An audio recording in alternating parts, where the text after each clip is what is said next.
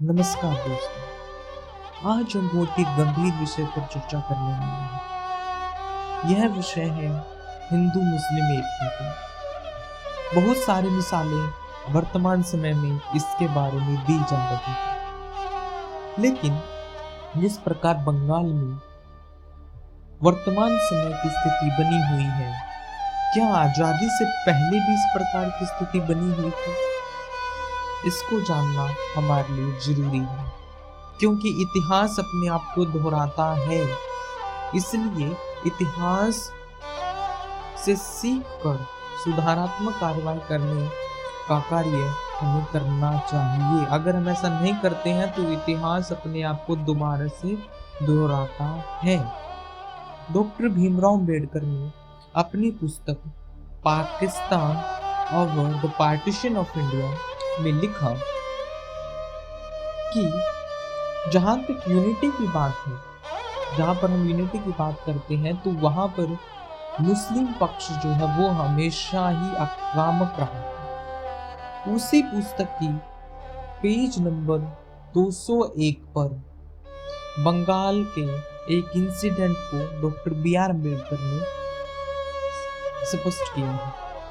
ये इंसिडेंट इतना दर्दनाक और भयानक है कि इस इंसिडेंट को जानकर आपकी भी रूह कांप जाएगी। इंसिडेंट होता है 27 जून 1936 को गोविंदपुर नाम के एक गांव में, और इस इंसिडेंट की सुनवाई जो है वो 10 अगस्त 1936 को की जाती है, जिसमें 40 मुसलमानों को अपराधी माना जाता है। क्या था ये इंसिडेंट? आखिर क्या हुआ था गोविंदपुर में उस दिन 27 जून 1936 को? क्या हुआ था, चलिए जानते हैं।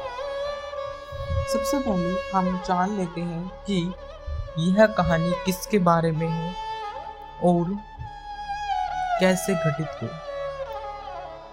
गोविंदपुर नामक गांव में एक हिंदू लड़का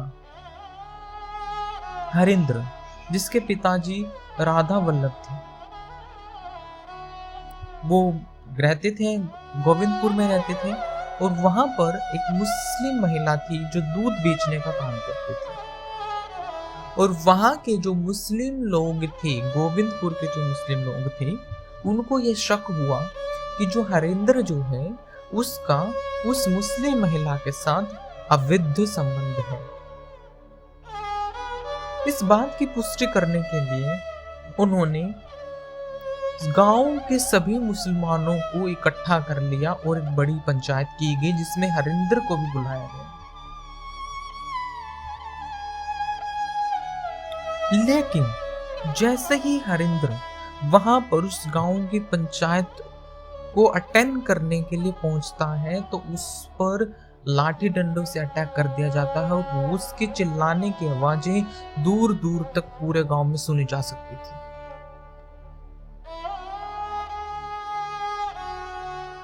एक कितना भयानक दृश्य रहा होगा उस समय, इसका हम अंदाजा नहीं लगा सकते। केवल एक शक के बिना पर, बगैर किसी पुष्टि के किसी व्यक्ति को इस प्रकार दर्दनाक मौत दे देना कहां तक ठीक था, ये आज भी समझ में नहीं आता। उसके बाद क्या हुआ वो और भी भयानक है। उसके बाद उसके पिता राधा वल्लभ जो थे, उनको चेतावनी दी गई कि या तो तुम इस्लाम कबूल कर लो या फिर मरने के लिए तैयार हो जाओ। जैसे ही राधा वल्लभ को इस बात की खबर हुई, तो उसने अपने बाकी के जो 2 बेटा बेटियां थे उनको गांव से दूर भेज दिया, किसी और स्थान पर भेज दिया, और वह अपनी पत्नी कुसुम के साथ उस गांव में रुक गया। एक अगले दिन जब उसकी पत्नी कुसुम जो है वो कोर्ट यार्ड में पोंचा जो लगा रही थी, तो वहां पर अचानक से बहुत सारे मुस्लिम आ खड़े। उन्होंने क्या किया, उन्होंने जो है राधा वल्लभ को खींचकर एक तरफ कर दिया, और जो हरिंदर की माताश्री थी कुसुम जी, उनको वो अलग से खींच कर ले गए कुछ दूरी पर, जहाँ पर हरिंदर के पिता जो है राधा वल्लभ थे, उनसे कुछ दूरी पर ले गए और लगातार उनके साथ उनके पति की आंखों के सामने रेप किया गया और उनके जो है प्राइवेट पार्ट्स को निकालने की कोशिश की गई।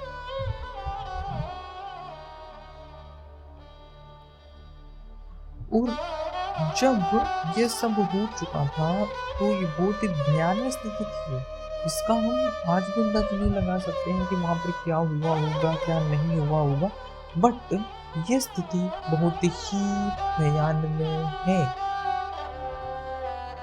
दोस्तों, उसके बाद जब कुसुम को होश आता है, कुछ देर के बाद उसको जब होश आता है तो वो संभल पाती है, तो वो देखती है कि उसके पति को मार दिया और वह जैसे न जैसे करके अपने घर के अंदर जाती है, बट वहां पर भी मुसलमान जो है उसके घर के गेट को तोड़ने की कोशिश करते हैं, उसके गेट को तोड़ देते हैं और उसको फिर से बाहर निकाल कर सड़क पर डाल दिया जाता है और उसके साथ दोबारा से रेप किया जाता है।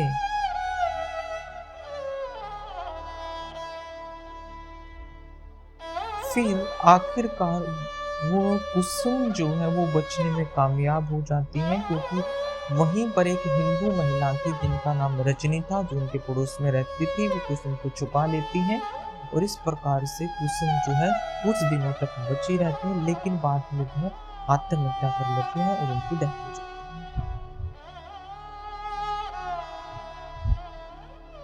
दोस्तों, ये कोई नई कहानी नहीं है, ये आजाद भारत से पहले भी हो रहा था और आजाद भारत के बाद भी हो रहा है। डॉक्टर भीमराव अम्बेडकर ने अपनी पुस्तक पाकिस्तान और पार्टीशन ऑफ इंडिया में इस तरह के बहुत सारे उदाहरण दिए हैं जहां पर हमें इस प्रकार की क्रूरता जो है वो देखने को मिली।